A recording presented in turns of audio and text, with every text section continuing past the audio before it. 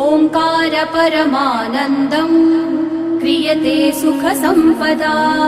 सर्वमङ्गलमाङ्गल्ये शिवे सर्वार्थसाधिके प्रथमे त्रयम्बिका गौरी द्वितीये वैष्णवी तथा तृतीये कमला प्रोक्ता चतुर्थे सुरसुन्दरी पंचमे विष्णुपत्नी च षष्ठे च वैष्णवी तथा सप्तमे च वरारोहा अष्टमे वरदायिनी नवमे खड्गत्रिशूला दशमे देवदेवता एकादशे सिद्धिलक्ष्मी द्वादशे ललितात्मिका